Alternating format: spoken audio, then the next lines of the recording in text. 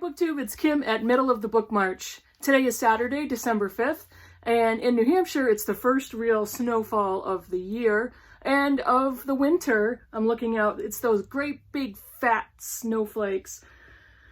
And I think the weather people have described this as this is going to be a nor'easter. They're super pretty fat snowflakes, so I'm not sure how much is going to accumulate, if anything. So we're geared up. The snowblower is ready to go. We've got hats, gloves, coats, everything. We're ready. We're ready. So, sorry if I was yelling. So what did I do last week in a bookish way? What was my bookish week like last week? I was really happy because I finished 3 books. And I'm going to talk to you about them right now. What was the first one I finished? I finished Human Acts by Han Kang, and this was a buddy read with Lindsay from Lindsay's Book Life. She's a really good one to do a buddy read with because she's very insightful, and we seem to agree on quite a bit, and we seem to have the same reactions to a lot of the book.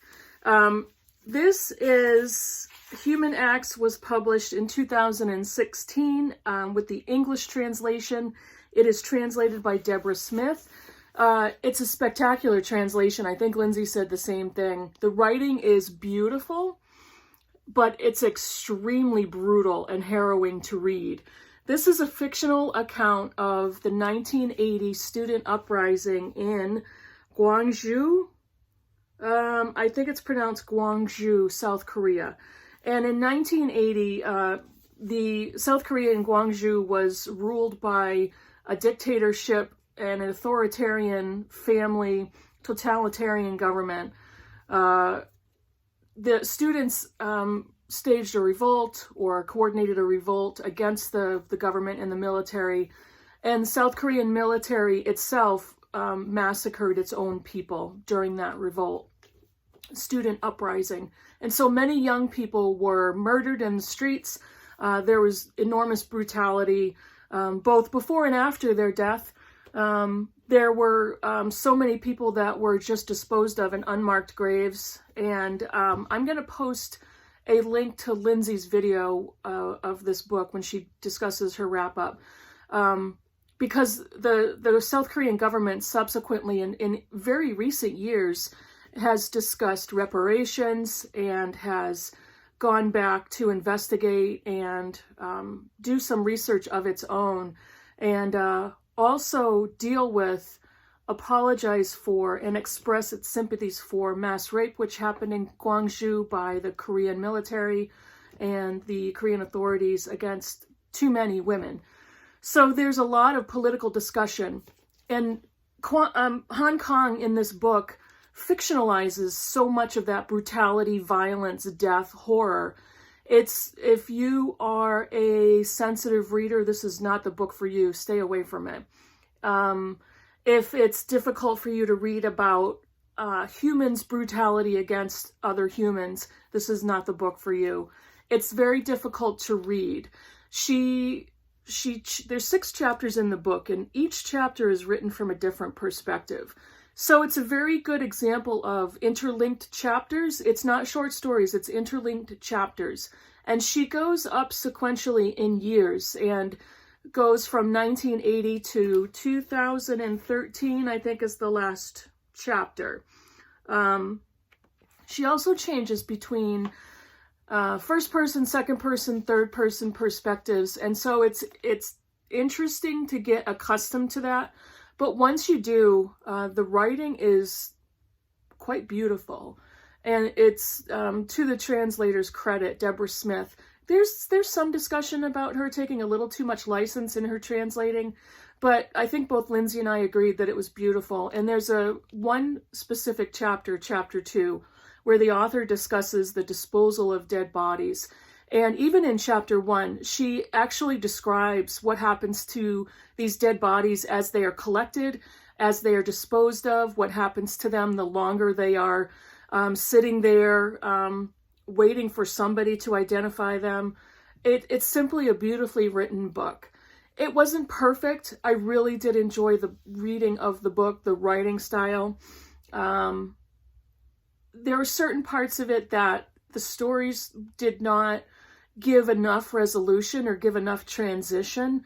And Lindsay mentioned the same thing. There's a main character called Dong Ho, who is a young middle school age boy.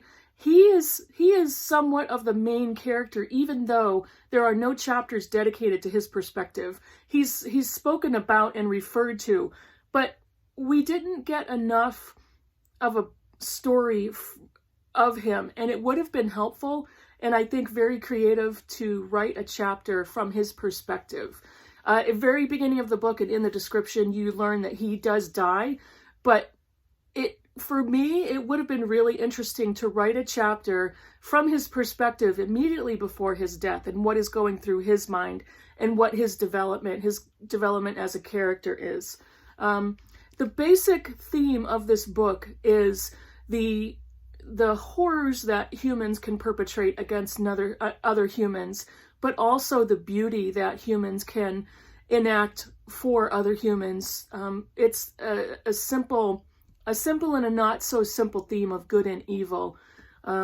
So very interesting book, extremely well written, brutal to read. It's a very short book, but I had to put it down here and there and just take a break from it. But it was exceptionally written. Let's see. I finished a poetry collection by Jericho Brown, The Tradition, which was published in 2019 and won the Pulitzer Prize in poetry. Jericho Brown is a Black gay male author who grew up in the South. He is a professor and a director of creative writing at Purdue University. This poetry collection was gorgeous, and I've said before, I'm not a big fan of poetry. I really have enjoyed some contemporary poetry collections. This is one of them. The themes in his book are relationships, fear within those relationships, domestic violence, love. He discusses being gay in the South, being a Black gay man in the South.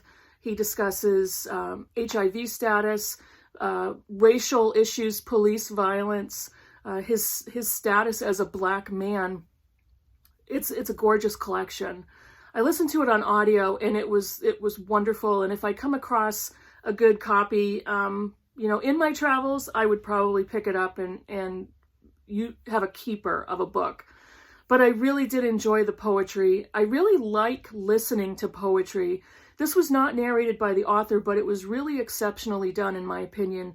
And I just thought it was so beautiful, and not similar in tone to Danez Smith's Don't Call Us Dead, but there's a lot of similar themes in there.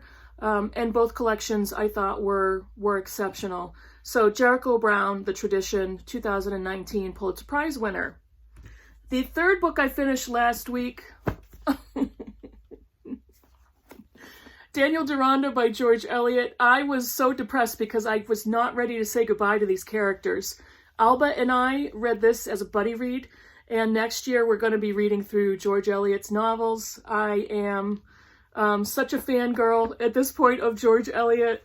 I was just not, this is a chunky one. It's over 800 pages. Is it? It is, just over 800 pages. I wasn't ready to say goodbye to the characters in Daniel Deronda. This follows the story of primarily two main characters, Daniel Deronda and Gwendolyn Harleth. They don't meet, but they see each other in a gambling room. This is set in Victorian England, and they are in a gambling room, and they kind of lock eye contact across a room. Gwendolyn is gambling money in order to try desperately to increase her funds because her family has become destitute due to the death of her stepfather and some poor business decisions.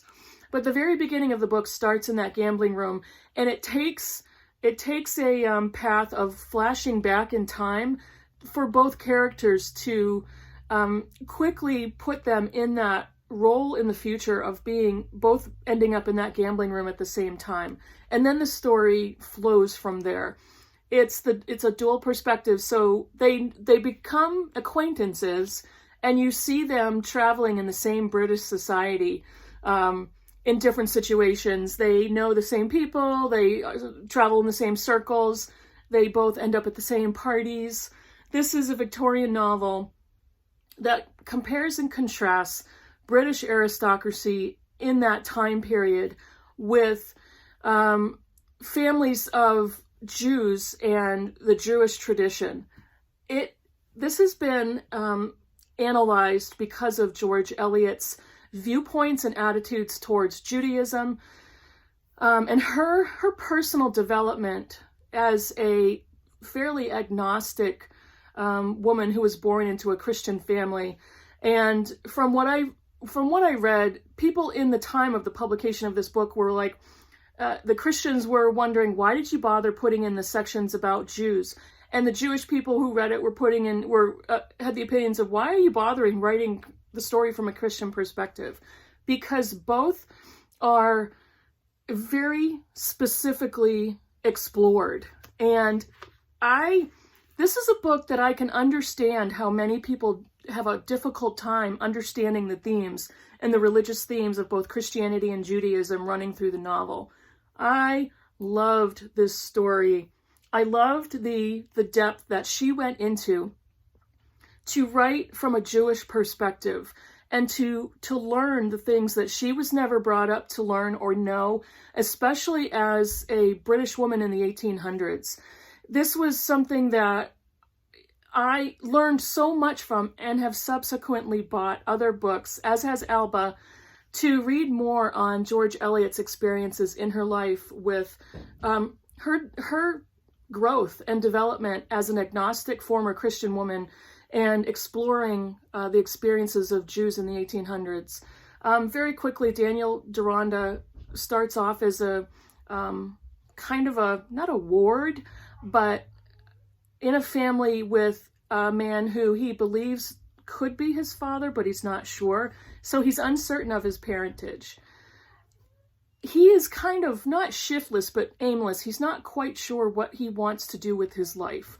So it moves on from there. His father, or the man that takes care of him, is trying to direct him and trying to help him understand what he's meant to do in his life. And then on the second perspective is Gwendolyn Harleth, who is a 20-ish-year-old, very spoiled, very entitled first daughter of a woman who just recently lost her husband. And she has other daughters, but Gwendolyn is her favorite. She was her first. And so Gwendolyn has grown up not having to worry about anything. She's spoiled, she's entitled, she's frivolous and vapid. Once the family has lost their money, she needs to do something about it. Gwendolyn is growing up in a time where women were supposed to marry, especially rich British women in this circle of aristocracy. They needed to marry in order to be supported. She doesn't have a father. She doesn't have brothers to help her. So she kind of gets convinced that marriage is her best shot.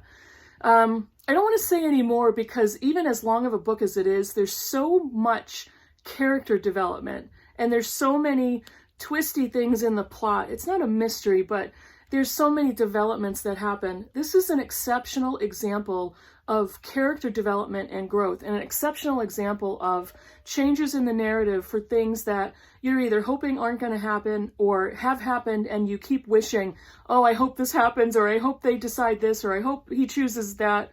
Throughout the entire book, it discusses Daniel's visions for his future as compared to Gwendolyn's, and there's so much exploration about the status of the Jewish people and their traditions in Victorian England. It is such an exceptional book. I loved it. Along with Middlemarch, I can't... if I pulled the classics out of my rotation of novels that I read for the year, something else would be my read of the year, but it's going to be a tight race between this book and Middlemarch. So absolutely loved Daniel Deronda. I love discussing George Eliot's novels with Alba, so we're going to continue that tradition next year. Really quickly, what am I currently reading? I think this is the perfect weekend. I think I can finish Jane Eyre this weekend and tuck her in and say goodnight. I am not quite halfway through I'm on page 215 of a 542 page book, so a little over 300 pages. I think I could read that and finish it this weekend. I'd really like to do that because I have so many other things that I need to read. I am buddy reading Beloved by Toni Morrison. This is a book I've read a few times way back many years ago, and I'm buddy reading this with Karen Evans and Noelle, the book rook. Just started this. We're going to be checking in on our first section tomorrow. This is one of my all-time favorite books of any novel ever, not just Toni Morrison's books. I am still reading Little Constructions by Anna Burns. This is also a buddy read with Amelia Reeds. Anna Burns of Milkman fame, which was one of my 2 favorite novels of last year. This is Tiptoe Floorboard in the most likely set in Ireland, in Northern Ireland in the time of the Troubles, about the Doe family, which is basically an organized or not so organized crime family, darkly funny and twisted. And again, I am continuing to read and will be reading These Truths by Jill Laporte. Phew. I just posted a video, and I'm going to post the link below, of my Q&A announcement. I've been on Booktube a year, and I posted a request for questions that I can answer for you. I'll do a video next week.